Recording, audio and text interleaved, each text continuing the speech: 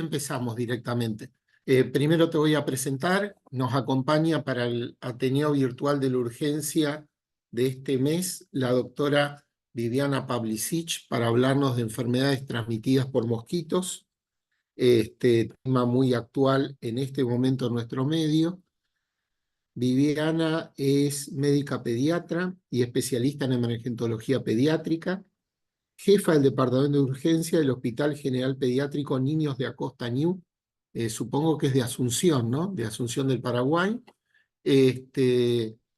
Además de varias referencias académicas, como ser profesora de pediatría y coordinadora del posgrado de urgencia y emergencias pediátricas, directora del curso superior universitario de la Universidad Privada del Este, expresidenta y asesora de la Sociedad Latinoamericana de Emergencias Pediátricas, SLEPE, y co-coordinadora de RIDEPLA, Red de Investigaciones de Emergencias de Viviana. Conocimos varios trabajos científicos y vinculados a este tema, así que es un honor para nosotros tenerte y te agradecemos por tu participación. Viviana, dejo en tus manos este tema.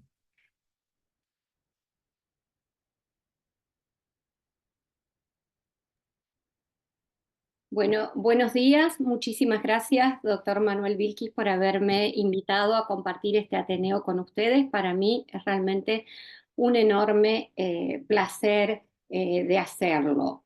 En este caso voy a conversar sobre enfermedades transmitidas por mosquitos, y alguien dijo que,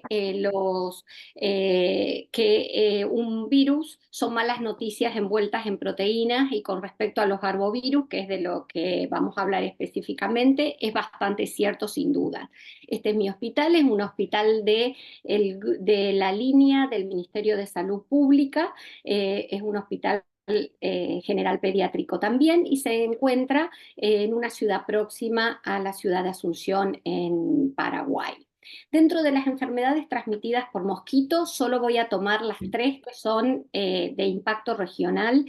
Cuando me refiero a impacto regional, me refiero a la zona de Brasil, que está limítrofe con nosotros, con Paraguay, y donde hemos tenido repetidas epidemias de dengue, una muy importante, algunos brotes de chikungunya y una muy importante el año pasado, y algunos brotes de Zika en algunas regiones del país.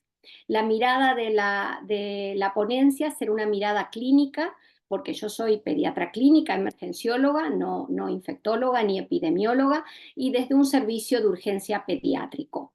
Los desafíos que se nos presentan en la urgencia con estas enfermedades es establecer un diagnóstico diferencial con otras enfermedades febriles, hacer un diagnóstico diferencial entre ellas, identificar los pacientes que llegan con formas graves o que tienen riesgo a desarrollar formas graves, y cuando vienen en grandes volúmenes de pacientes, gestionar y organizar los servicios, que es un problema durante las epidemias.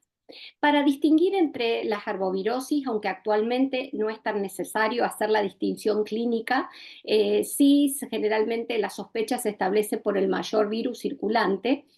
Tenemos como este cuadro no tan nuevo de la Organización Panamericana de la Salud, que nos recuerda que todas tienen fiebre, pero el del Zika es baja.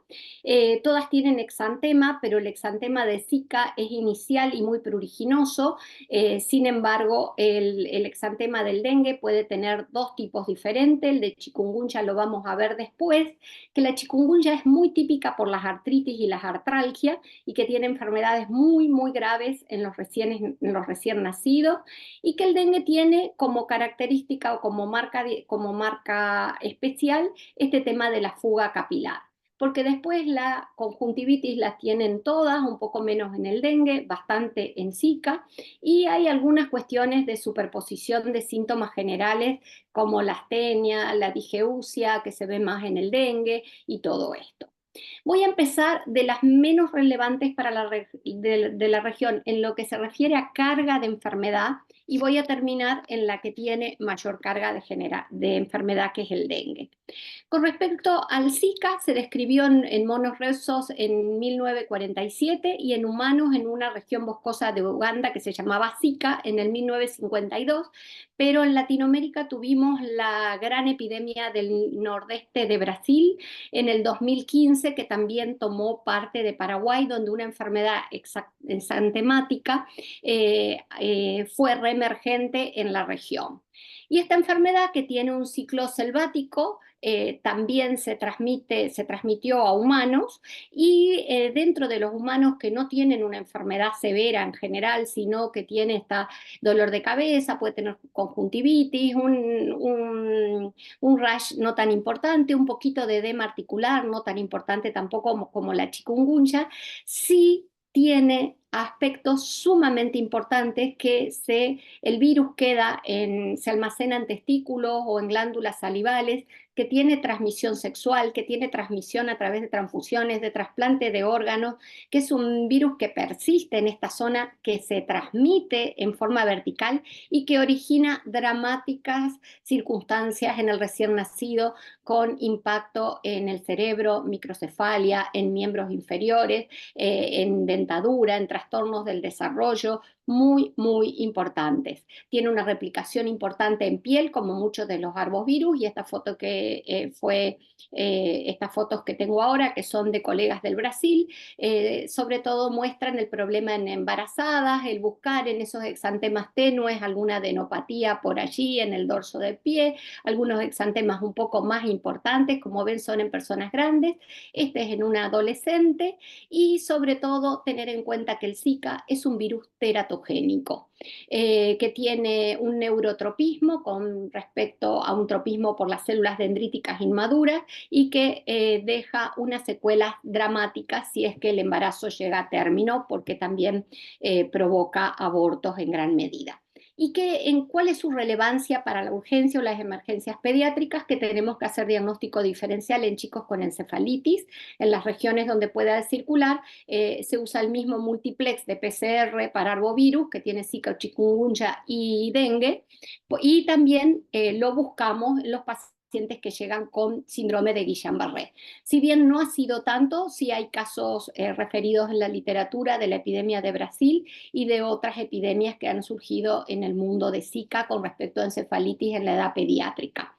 Y tuvo una alta asociación con el síndrome de Guillain-Barré cuando hubo alta afectación de la población. Todas estas manifestaciones fueron demás manifestaciones neurológicas descritas en población adulta, pero no tan clara en población pediátrica. Y el otro aspecto por cual es importante para nosotros tener en cuenta el Zika, si bien es más una condición que la siguen neonatólogos y neurólogos posteriores al nacimiento, es la superposición, porque es un flavivirus igual que el dengue, y donde circula Zika, tanto en S1 como el IgM-LISA, si no se hacen las dos determinaciones, no nos sirve, porque si tiene que ser Zika negativo para que poder valorar dengue positivo en el caso de IgM, lo mismo pasa con NS1. Porque si los dos son positivos, no tenemos forma de diferenciar con estas técnicas de detección. Entonces, eso es un elemento que nos hace tener en cuenta también esta infección, además de que puede ser una exantemática febril como cualquier otra que se nos presente en la urgencia. Con respecto a chikungunya, también este virus pertenece a otro virus que no es flavivirus, es un Toga viridae que tiene 3 genotipos, pero lo transmiten los mismos mosquitos. El Zika también puede transmitirlo el mosquito doméstico, que es el Culex, y tiene grupos de riesgo importante que son los recién nacidos de madres virémicas, los menores de 1 año y las personas mayores y con comorbilidades.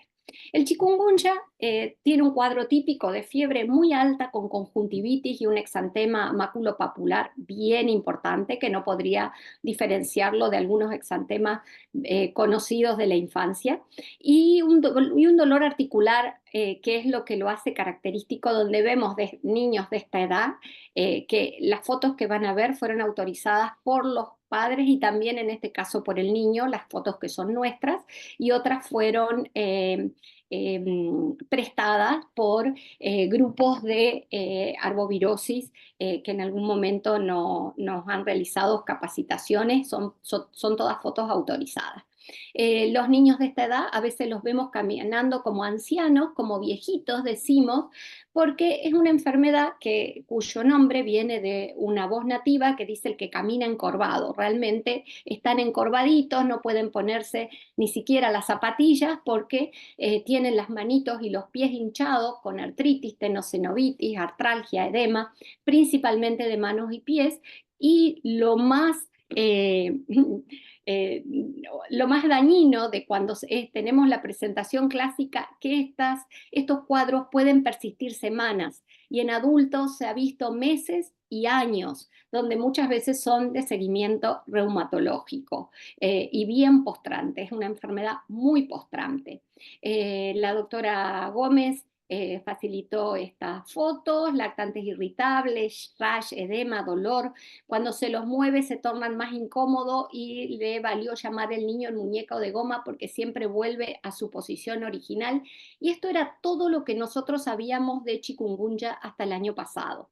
Nos habían compartido alguna foto de en Brasil, donde después vimos varias veces este piecito, donde el edema se caracterizaba por estar como un globito sobre el antepié, lo que muestra que las articulaciones del metatarso también comprometidas y lo mismo pasa en la mano y lesiones periorales y en ese caso el diagnóstico de ese niño de 6 días de vida cuando recién fue esta epidemia de chikungunya, esto lleva varios años en Brasil, lo asociaron a una artritis que tenía la mamá que necesitó romperse el anillo y un exantema en piel, por lo cual identificar. Todo teníamos algún conocimiento, un poco de chikungunya en Paraguay en regiones alejadas, pero en nuestro hospital no habíamos tenido exposiciones a casos de chikungunya hasta que el año pasado, en enero y febrero, comenzando en diciembre, tuvimos una epidemia terrible de chikungunya en pediatría afectando a niños pequeños.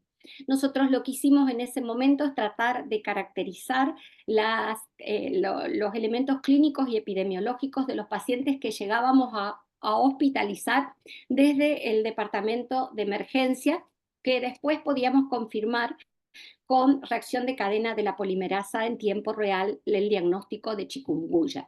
Eso nos mereció un primer premio en el Congreso de Pediatría de acá y solo tomamos estos 2 meses, intentamos poner niños de 0 a 18 años y tenían que tener la confirmación con PCR. Ustedes pueden ver que en ese tiempo, para imaginarse lo que implica para un servicio de emergencia esta carga de enfermedad, recibimos 7.769 pacientes con sospecha de chikungunya, se hospitalizaron 355 y pudimos ingresar detalladamente al estudio 200.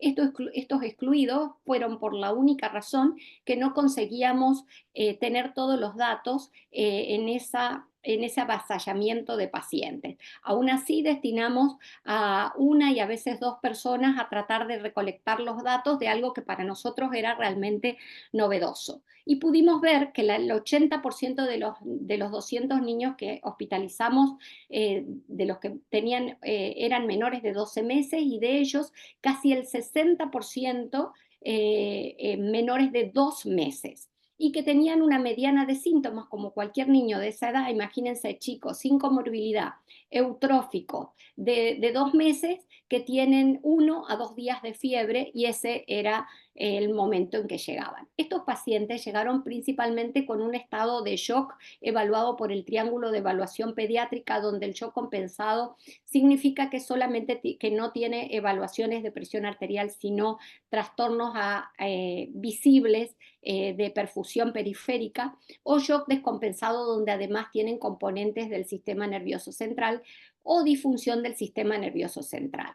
Esta identificación de pacientes con shock está poco desarrollado en la literatura de chikungunya, por lo cual nos tomamos mucho trabajo de describirlo lo mejor posible a estos niños pequeños que tenían realmente el llenado capilar lento, que estaban muy irritables, taquicárdicos y casi todos con rash. En el laboratorio no encontramos prácticamente nada que pueda ser peculiar, como la leucopenia en el dengue o como la leucopenia misma que está descrita en el chikungunya. No tenían plaquetopenias y sí algunas cuestiones relacionadas con la presentación en shock, que era el aumento del lactato un poco, no tanto, y una presencia de una acidosis metabólica leve que podría estar relacionada con el choque y con el grado de deshidratación de estos chicos tan febriles y que por supuesto no se estaban tampoco alimentando. También los trastornos neurológicos que tuvo el 16% de nuestros pacientes fueron principalmente convulsiones de todo tipo, convulsión febril simple, convulsión febril compleja, estatus convulsivo, y las lesiones dermatológicas fueron muchísimas y variadas y bastante impresionantes, por cierto. Aquí vemos algunas lesiones en ampallares y alguna lesión secuelar que la muestro seguidamente después, y estas escaras que nosotros pensábamos que estas fueron muy pocas, pero la encontramos reportado en la bibliografía que como propias de chikungunya, que nosotros pensábamos que eran lesiones sobreinfectadas y por otra causa, pero aparecían en niños totalmente sanos, sin inmunosupresión.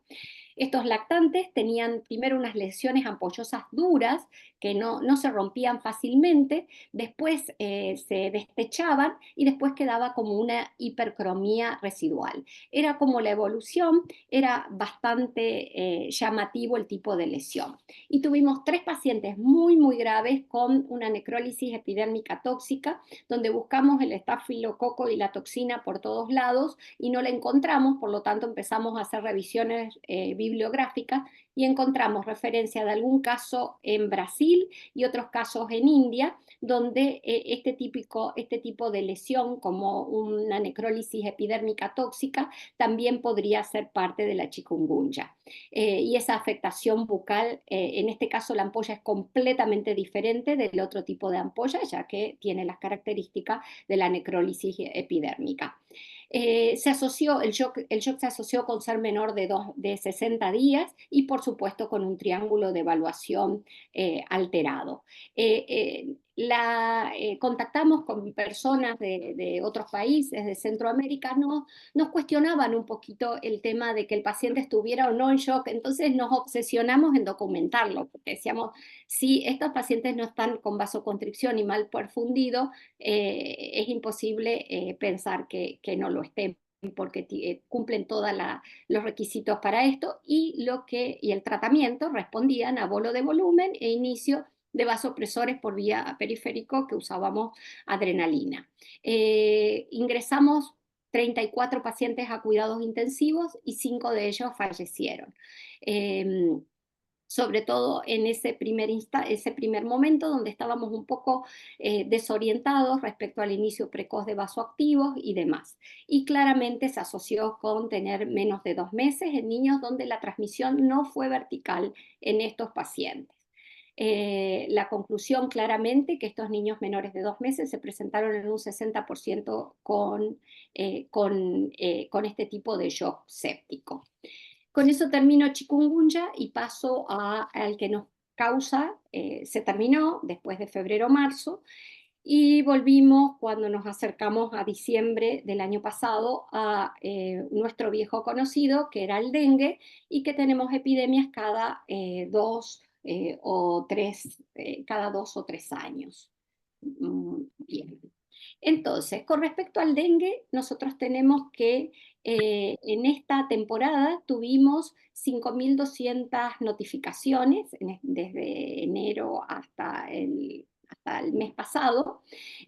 Hospitalizamos el 10% de los pacientes, como para tener una idea, esa carga de enfermedad que nos supone, y existieron 2 defunciones, que se trató de 2 niños que fueron derivados directamente a las unidades de cuidados intensivos y no pasaron por la emergencia, que vinieron con falla multiorgánica, un niño de la comunidad indígena y otro paciente con una cardiopatía con hipertensión pulmonar severa.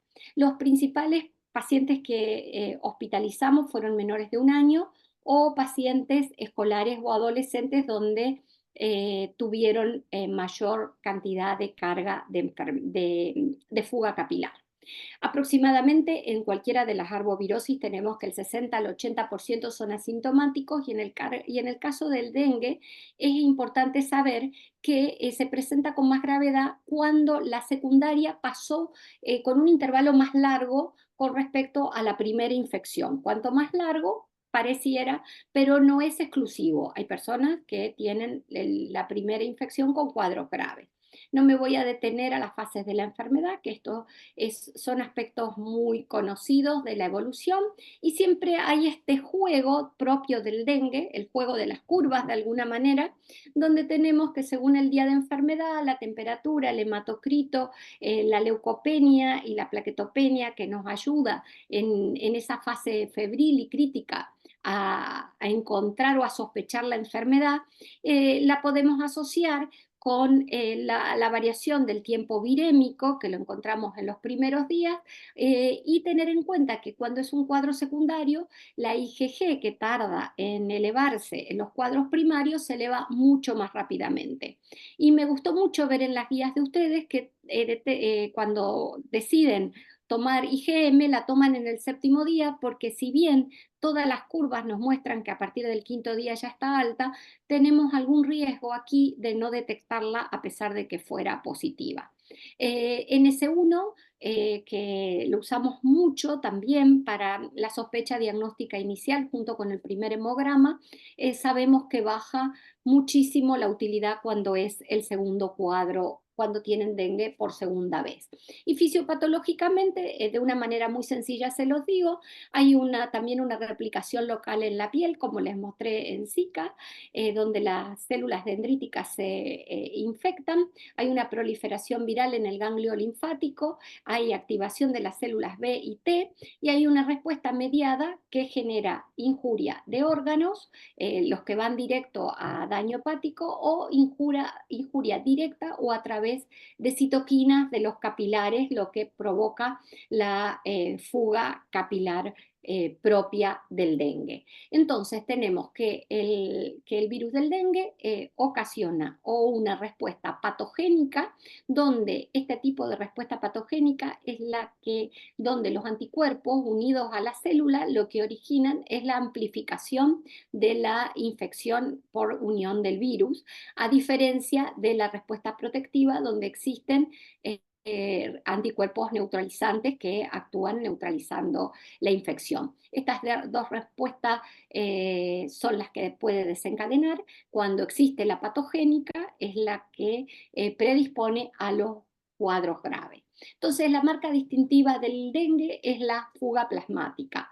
Es justamente lo que nos preocupa, que haya líquido que fluya desde los vasos sanguíneos hacia el tejido circundante, y que esto conduzca a que se establezca shock, o que a veces cuando el shock queda mucho tiempo sin corregirse, es lo que se vio más asociado a los cuadros hemorrágicos.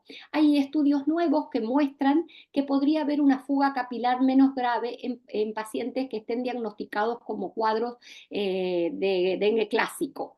Y no sería raro, porque sería propio de la fisiopatología, solo que esa fuga, que no originó un mayor trastorno, también se corrigió espontáneamente como en otros casos. ¿Y de qué depende que el paciente tenga un cuadro grave?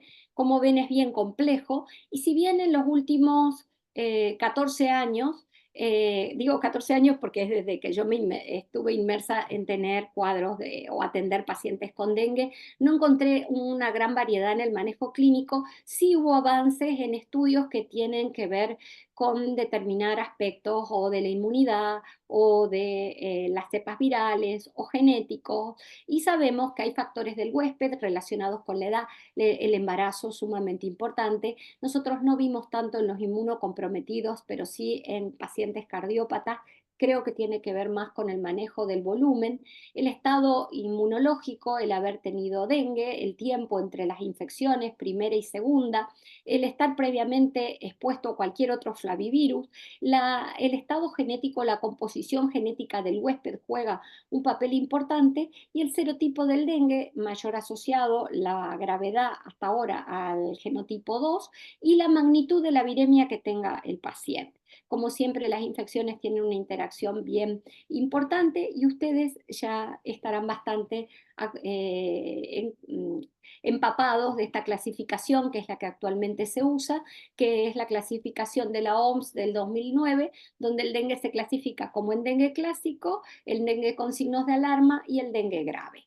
Entonces, para el manejo clínico tenemos que empezar en una emergencia por el principio, y empezando por el principio tenemos que pensar en nuestro triaje.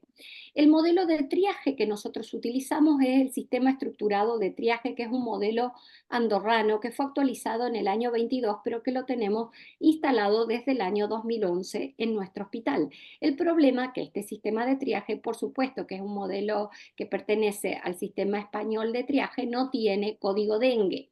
Entonces desarrollamos un código de dengue para que se engarce con el sistema de triaje que utilizamos, para poder identificar con facilidad los pacientes, darle los niveles de alerta que se necesita, le damos a la triadora una buena instrucción sobre cuáles son los signos de alarma, y también para esos pacientes que vienen solamente con un hemograma, le decimos, porque estos son signos de alarma para una triadora, menos de 100.000 plaquetas y con estos hematocritos ya establecidos, donde tomamos el percentilo 95 de la normalidad como signos, para que puedan darle un nivel superior de clasificación y ponerlo entonces a disposición de que el médico los atienda. Entonces, esa sería una herramienta de gestión. La tenemos totalmente vinculado el código dengue, al código sepsis, por el hecho de que el paciente que llega en shock,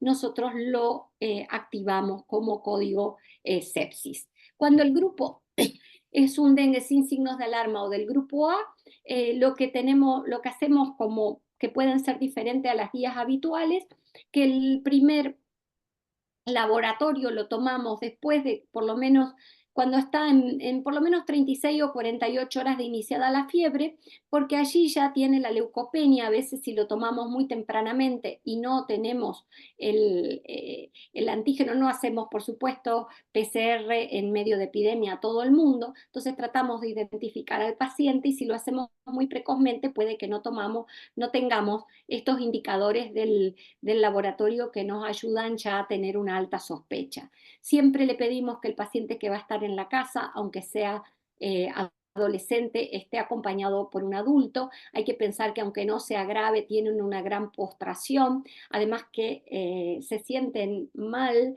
en el sentido, tienen mal sabor. Esa digeusia no ayuda a que beban líquido en forma abundante. Uno le dice beba líquido en forma abundante, pero no se sienten tan bien como para beberlo, entonces tienen que estar de alguna manera acompañados y atendidos por alguien. Si el paciente sigue bien, las pautas en general dicen que se hagan hematocritos cada 48 horas. Yo he visto que ustedes tampoco lo ponen en forma sistemática, lo cual me parece muy bien. Nosotros le hacemos un control clínico a los pacientes que están muy bien en 48 o 72 horas, en un consultorio que llamamos consultorio de febriles, porque estamos en epidemia. Esto está relacionado con la gestión de epidemia. Y si tiene presencia de signos de alarma, eso sí, se toma su tiempo de que la familia lo entienda, que venga directamente a la emergencia, y en la emergencia se aplica el triaje avanzado, donde el paciente, mientras espera consultar, si tiene fiebre, ya se le indica la enfermera paracetamol o suero de hidratación oral, o las dos cosas, mientras espera. Entonces, nuestro problema con el dengue es identificar cuándo está evolucionando a un cuadro clínico. Entonces, lo que tenemos que interpretar con mayor rigurosidad posible son los signos de alarma. Los planteos principales en dengue es que el dengue leve y severo, como en la mayoría de las patologías, es fácil de identificar. Los signos de alarma, que son los que nos ponen en un dengue moderado, son muy útiles, pero la interpretación, aplicación, evaluación, las investigaciones que se hacen de estos signos de alarma se basan en datos muy heterogéneos. Entonces tenemos que los signos de alarma nos dan algún problema. El dolor abdominal intenso o a la palpación del abdomen, la intensidad puede tener que ver con alguna subjetividad. El dolor abdominal siempre está presente en algún grado en el dengue, o las molestias digestivas pueden ser confundidas. Por eso la palabra intenso es lo que nos ayuda, y sobre todo aquí falta el otro, que sea persistente. También como los vómitos, el dengue suele tener vómitos, pero cuando el vómito es persistente, ese paciente no está bien. Y tiene signos de alarma que son muy obvios, porque si uno encuentra acumulación de líquidos, claro que tuvo fuga capilar, y eso más que signo de alarma es que ese paciente ya fugó y que lo tenemos que tener en observación. Ese es fácil. Y sangrados de mucosas, de nuevo, es un poco más difícil, porque a veces tiene un pequeño sangrado de encías, que está bien, lo ponemos en observación, lo tenemos con controles más cercanos, pero no siempre implica que al paciente le vamos a poner una vía y pasar una hidratación. El letargo y la irritabilidad, tenemos mucho en cuenta cómo se siente el paciente. Por supuesto, la hipotensión es algo muy fácil de decir, que si un paciente está hipotenso está muy grave, y el aumento progresivo del hematocrito simultáneo al descenso de plaquetas, ya lo voy a demostrar, que el descenso de plaquetas rápido nos dio más utilidad que el aumento del hematocrito, que es bien variable y que a veces ha llevado a que la gente obsesivamente tome muestras laboratoriales. Y se agregó con investigaciones posteriores el descenso de la albúmina y la elevación de las transaminasas como marcadoras de signos de alarma. Este estudio es sumamente súper interesante, porque la mayoría de los signos de alarma están estudiados en la fase crítica, pero este estudio estudió qué predictores podría haber en la fase febril de que el paciente desarrolle después un dengue grave o con fuga capilar. Los elementos demográficos para nosotros le dan los niños pequeños, los vómitos persistentes y el dolor abdominal con tensión abdominal, ese que tenemos que diferenciarles de la peritonitis o de la apendicitis. Sin duda, si hay efusiones o ascitis o sangrados también. Fíjense que en el laboratorio la disminución de las plaquetas, las transaminasas y la albúmina, y el serotipo 2. Aquí ya ellos no encontraron el tema del hematocrito ni otros temas que estaban determinados en otras ocasiones. Para nosotros el dengue, en dengue el dolor abdominal y los vómitos siempre nos implica que tenemos que ocuparnos distinto de ese paciente, aunque sea un dengue clásico. No, es un signo de alarma, aunque no siempre indique gravedad, porque indica la necesidad de intervención. Es nuestra causa actual más frecuente de hospitalización, porque si el paciente puede tener un dengue clásico, pero no puede beber, tuvo algunos vómitos, tiene dolor abdominal, tiene rechazo a la ingesta, puede que no sea un dengue grave, pero sí tenemos que intervenir en esos pacientes. Y en nuestras series también los vómitos persistentes, el descenso de plaquetas fueron lo más frecuente, y cuando se presentó el descenso de plaquetas en nuestra serie fue más marcada entre los que diferenciábamos, los que iban a desarrollar grave y los que no. En el quinto día de evolución de la enfermedad fue cuando tuvimos ese despegue en el descenso de plaquetas. No fue inmediatamente al entrar en la fase crítica, sino 1 o 2 días después. Eso fue nuestra serie, con toda humildad lo digo. Y hay estudios muy interesantes, como publicado en la revista Indian Journal of Pediatrics, donde ellos hicieron un modelo multivariable de predicción y vieron que la acumulación de líquidos, que yo digo siempre, claro, cuando tiene acumulación de líquidos ese no lo quiero ni valorar porque ya sé que el que acumula líquidos es así.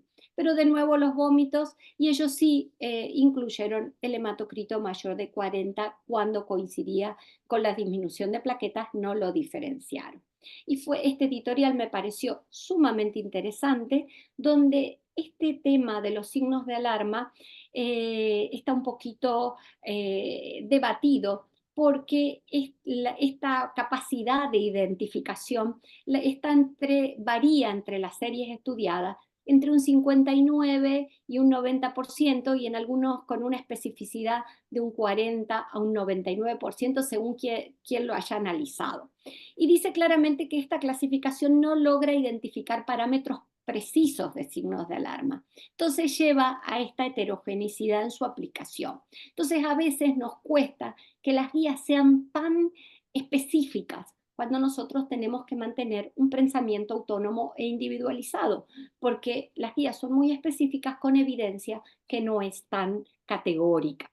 Entonces tenemos la necesidad de realizar validaciones diferentes para este tipo de enfermedad moderada. Y acá este estudio muestra lo mismo, que cuando se hacen metoanálisis, los estudios le dicen, por ejemplo, acumulación de líquido, algunos a la fusión pleural, toda esta cantidad de estudios, otros le dicen al engrosamiento solamente de la vesícula biliar, otros le dicen a que haya líquido alrededor de la orina. O sea, lo que digo es que, o lo que dicen estos autores, es que se hacen metaanálisis de los signos de alarma con una heterogeneidad impresionante. Algunos le llamaron plaquetopenia a menos de 20.000 plaquetas, otros menos de 50.000, otros estudios en menos de 150.000, y eso pasa lo mismo con cada uno de los signos de alarma cuando se tratan de llevar a metaanálisis. Entonces, lo que pienso es que los signos de alarma son excelentes pautas de alarma para darle a la población.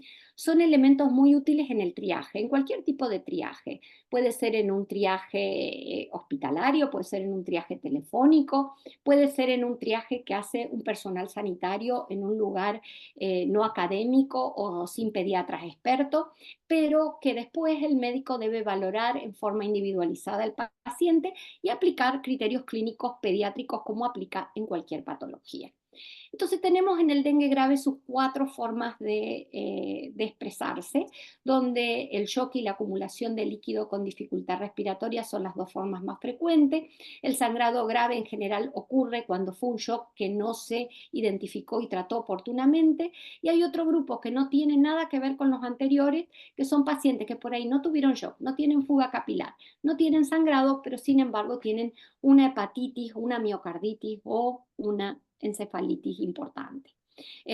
Lo mismo, la lesión enfocado solo a lo vascular, donde se produce ya sea por acción directa del virus o por la acción de la citoquina, pero esta complejidad y actúa sobre el glicocáliz, ruptura del glicocáliz, pero también daño del endotelio. Entonces, estas son el mecanismo por lo cual se produce la fuga.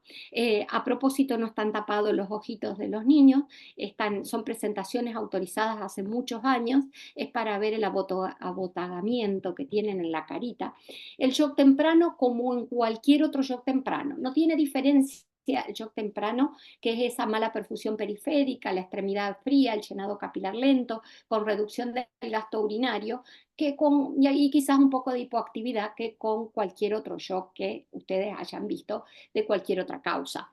Puede tener episodios repetidos de shock, uno le corrige y a lo mejor en 3, 4 horas vuelve a tener de nuevo, se queda quietito, una perfusión alterada, los extremos de la edad más afectados, puede asociarse con bradicardia, ese es un distintivo, lo vimos más en los escolares o en pacientes adolescentes, que claro, otro tipo de shock tienen taquicardia, pero a veces el doctor Eric Martínez en Cuba vio que podía el virus actuar directamente sobre la conducción, sobre el aparato de conducción intracardíaco, y que podría ser la explicación de esta bradicardia. Tenemos un compañero en el equipo que lo siguió y a las 2 semanas esa bradicardia estaba corregida. Y tienen los escolares, es como que uno le nota un llenado capilar muy lento, que ya no están orinando, pero que el sensorio está muy preservado hasta momentos tardíos, cosa que no pasa en el lactante. Y siempre es precedido por esa caída rápida de plaquetas que a veces uno la pesca y a veces no. Generalmente este periodo donde el paciente está fugando dura 48 o 72 horas y después aumenta la diuresis, recupera el apetito y este niño es un niño sano de nuevo cuando no tuvo complicaciones más serias. El dengue grave, el tratamiento tiene que ser individualizado por intensivistas, encontrar si tiene distrés respiratorio, se manejará el distrés respiratorio, si es un shock refractario, se manejará como un shock refractario, si tiene sangrado, tiene que seguir las pautas transfusionales de los sangrados, con lo cual quiero decir que esto es muy difícil de normatizar porque tiene un componente individualizado muy importante. Y que nosotros en los niños menores de 28 días los atendemos como un síndrome febril sin foco, donde le hacemos todo lo que se hace a un niño menor de 28 días con síndrome febril sin foco, más la PCR para arbovirus, que tiene los 3 arbovirus. Tenemos que tener en cuenta las convulsiones cuando son pequeños, siempre pensamos en encefalitis, y cuando están en la edad de convulsión febriles, tenemos que diferenciar según les damos un tiempito para ver si hay una recuperación completa de la actividad, del sensorio y lo demás, para decidir la punción cuando el chico es un poquito más grande. Como ven, el dengue tiene un amplio espectro de severidad. Incluso cuando nosotros en estos años, cuando empezamos a tener lactantes, nuestras guías decían que teníamos que hospitalizar a todos los niños menores de 1 año, con lo cual teníamos una verdadera guardería. Los teníamos hospitalizados, pero también nos permitió estudiar esos cuáles qué hacían los que se iban a graves, porque la verdad que tuvimos una guardería impresionante de chicos que estaban muy bien. Y nos dimos cuenta que el inicio de la fuga capilar en los niños pequeños se presenta primero se quedan como quietitos, algunos irritables, pero cuando es muy inicial es más letargo, hipoactividad, un niño que está mamando bien, porque los tenemos ahí de verdad, como ven, ese riéndose o durmiendo, y de pronto la madre, cuando le preguntamos, toma menos el pecho, está letárgico, las extremidades se ponen fríos y un poco taquicárdicos. Eso sería como la fase muy inicial, y pueden terminar como este gordito o gordita, donde está directamente con fuga capilar por todos lados. Entonces empezamos a corregir el shock de una manera muy minuciosa y cuidada. Y tenemos también cuidado en diferenciar estas manifestaciones purpúricas con lo que es el lleno capilar prolongado, porque estas también, cuando uno presiona, puede dar la impresión de que el paciente está mal perfundido. Nuestros pacientes, con todo lo que tenían lactantes, estos son lactantes que ingresaron, 88 lactantes que estudiamos en ese año, y ven que tienen bien variados los motivos de ingreso, pero una de las cosas interesantes es que solo el 30% tuvo leucopenia, o sea que la leucopenia no nos era en esa población y en esa epidemia. Donde estudiamos esos 88 lactantes, estudiamos lactantes y escolares, y era mucho mayor la leucopenia. Los escolares tenían casi todos leucopenia. En cambio, leucopenia que no sirve para predecir gravedad ni nada, pero sí nos orienta de decir a lo mejor este paciente tiene dengue.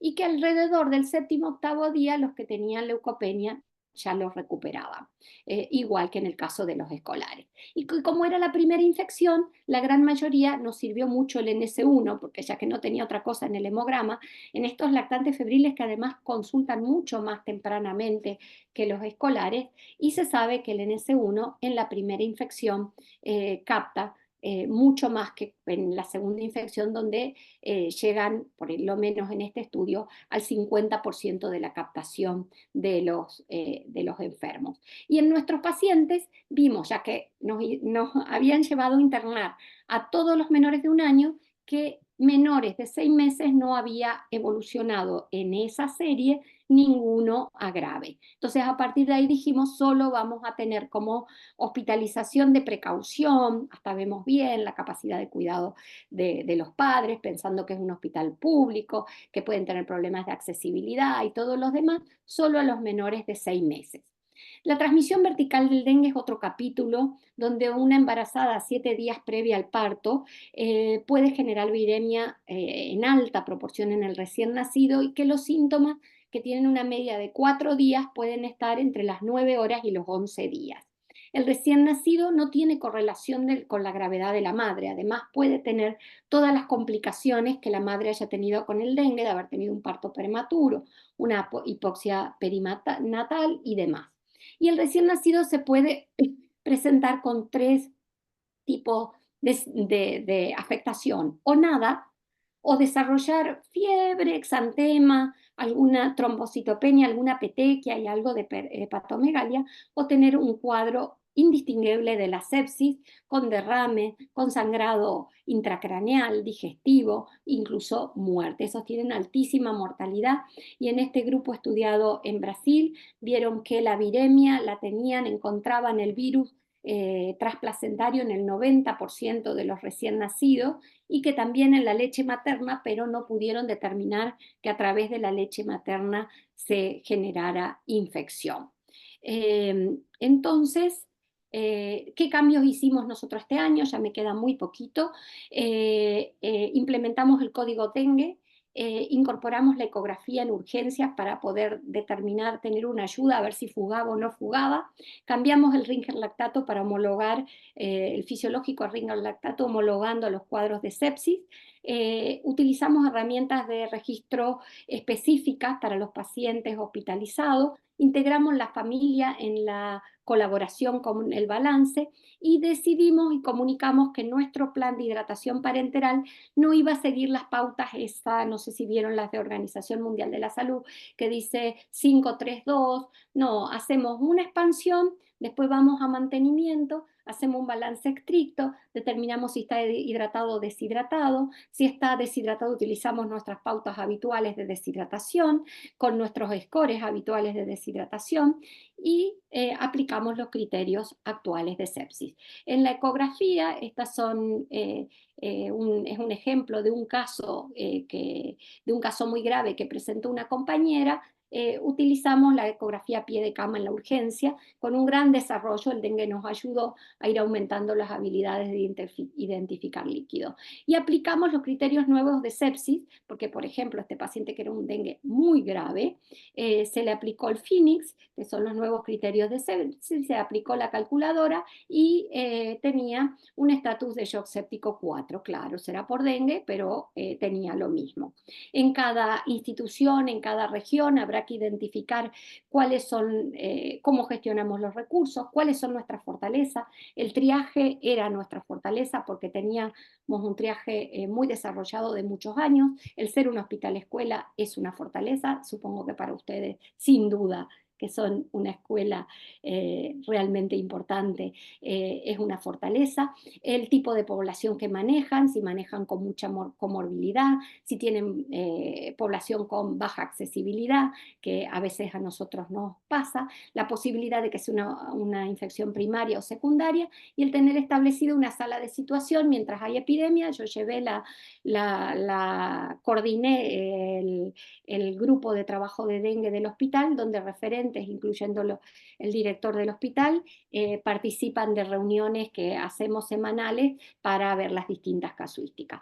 Banderas rojas: coinfección bacteriana, diagnósticos diferenciales importantes, entre ellas el estreptococo A. No se olviden del febril con mialgias y eritrodermia, nos ha pasado.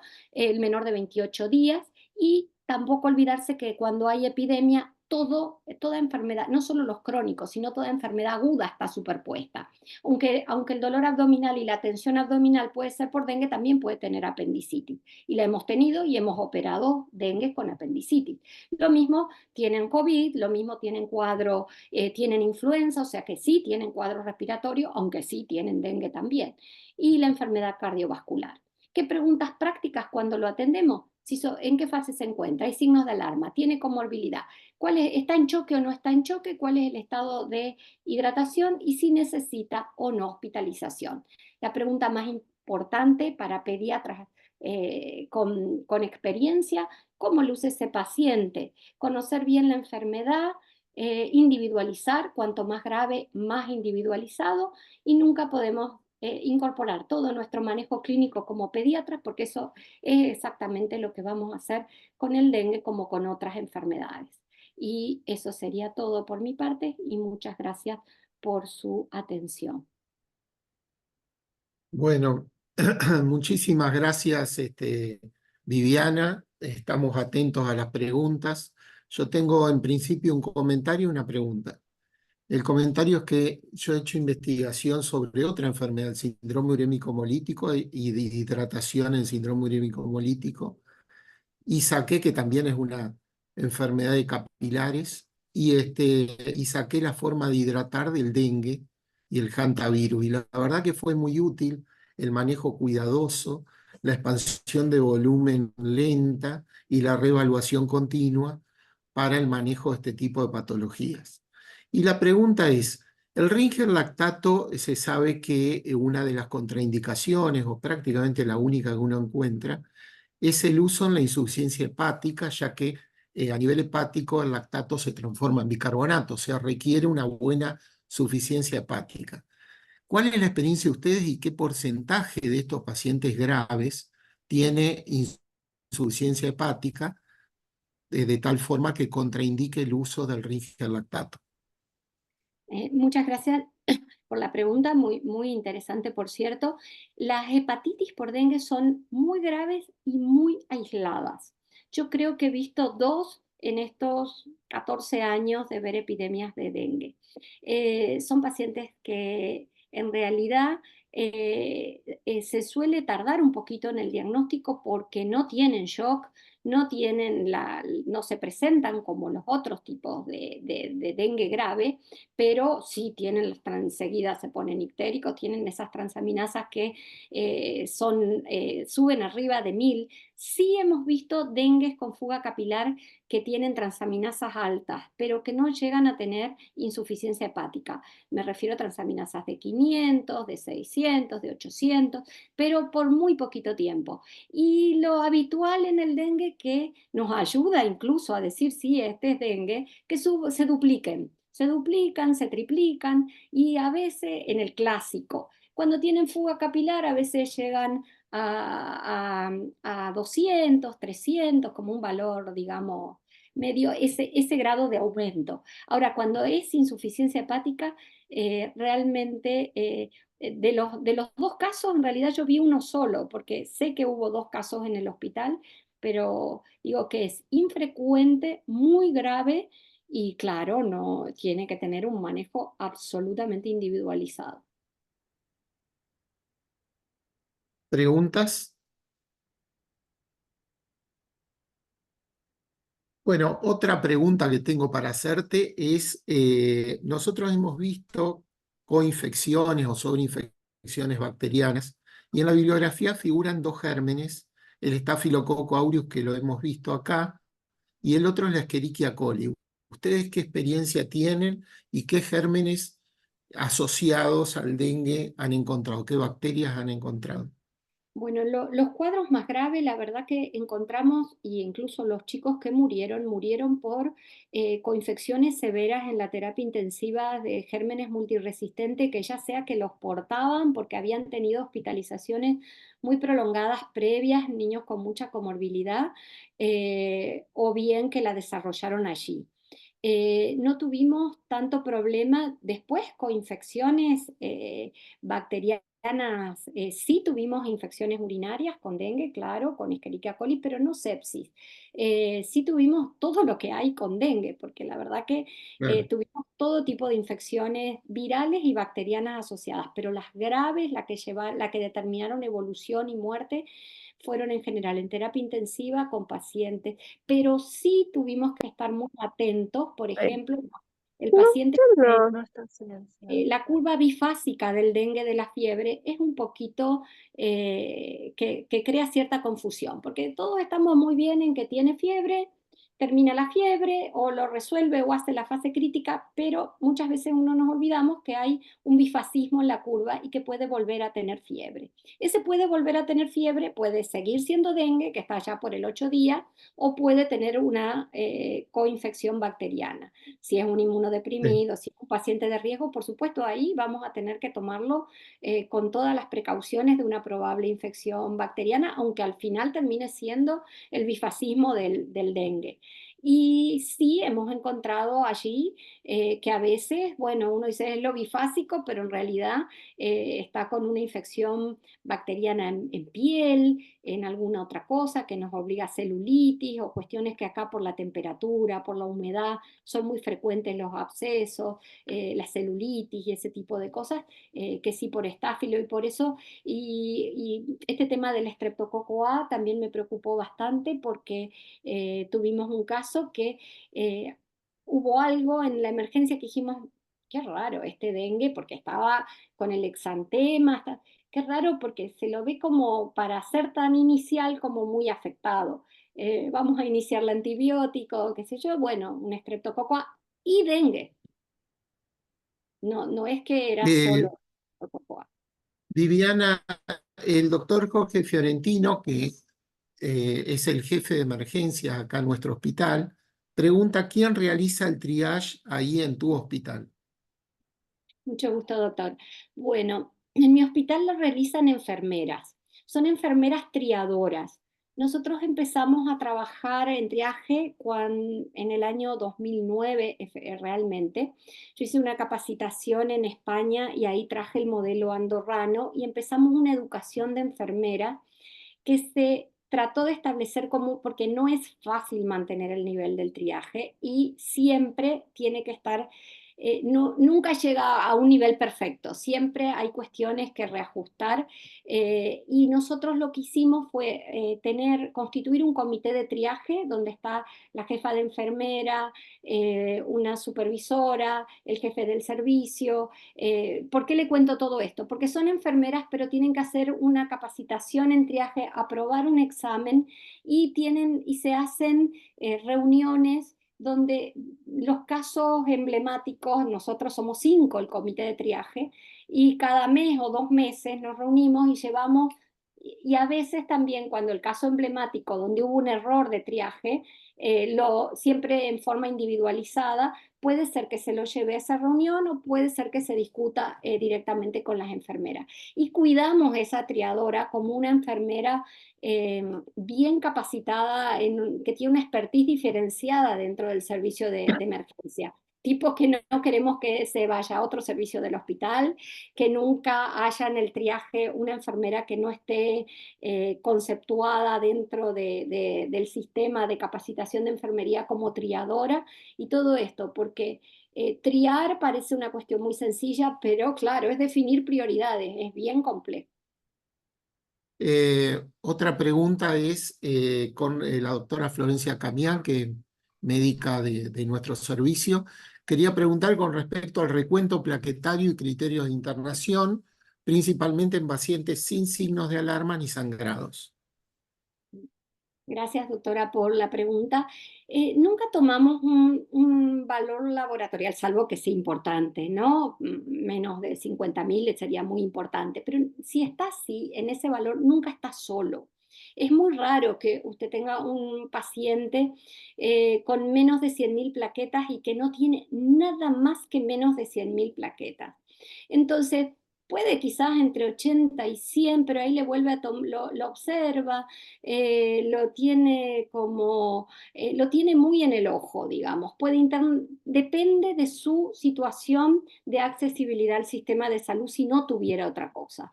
Ahora, lo que más vemos realmente es que el paciente tiene síntomas clínicos asociados cuando se produce el descenso de plaquetas y que por lo menos lo dejamos en una observación que puede ser 6 a 12 horas, donde nos aseguramos que no ese dato aislado, porque no se nos presenta tanto el problema de que sea un dato aislado de plaquetas el que se determine, pero uno estaría atento por debajo de 100.000 y lo hospitalizaría seguro debajo de 50.000 para ser más específica con lo que me está preguntando. Bueno, las últimas dos preguntas y no te molestamos más, Viviana. Primero, en los pacientes sin signos de alarma, en los controles esos cada 48 horas, si vuelven o no a repetir laboratorio durante la fase febril o en el periodo crítico postfebril. Esa sería la primera. Bueno, nuestras guías, y acá tenemos cierta diferencia entre lo que las guías del hospital y las guías nacionales. Porque las guías nacionales dicen que sí, pero nosotros no hacemos laboratorio de rutina, ni yo en mi consultorio privado hago laboratorio de rutina en un paciente súper bien cuidado que viene en el 4.º día de enfermedad espléndido, que ni se acuerda si tiene o no tiene dengue. A veces lo estoy revisando y me dice, tengo que contarte algo, tengo dengue. Y ya estoy preguntándole cómo le va en la escuela, por ejemplo. O sea, hay de todo, por eso individualizar un poquito, ponerle a ese chico, hacerle cada 2 días un hematocrito, un laboratorio, no tiene asidero. Ahora, si lo veo un poco decaído, no mal, pero no con llenado lento, digo, un poco decaído, con molestia, que no está bebiendo bien líquido porque se siente mal. El dengue, hay personas que realmente, o niños, que lo cursan con postración. A eso lo repito. Y también en el hospital lo que se hace es lo mismo. Se va al consultorio de febriles a las 48 horas y se pauta mucho a la familia. Y también si uno dice es una familia que no entiende nada, que no va a darse cuenta, bueno, está bien, le hago un laboratorio. Pero lo que pasa es que el laboratorio puede no tomar algo que en 12 horas pase, como siempre pasa con los laboratorios, ¿no es cierto? Entonces, esa pauta tan estricta no nos ha dado tanta utilidad en forma global. Creo que hay que individualizar. Yo creo que hay que individualizar como con cualquier otra patología. No dejan de ser exámenes complementarios de la clínica. Bueno, Viviana, te agradezco mucho tu colaboración, tu exposición brillante, y bueno, esperemos que esto sea el inicio de otras alocuciones por esta vía. Muchas gracias. Muchísimas gracias, doctor, y muchísimas gracias a ustedes por su presencia. Muy amables. Que tengan un buen día. Gracias.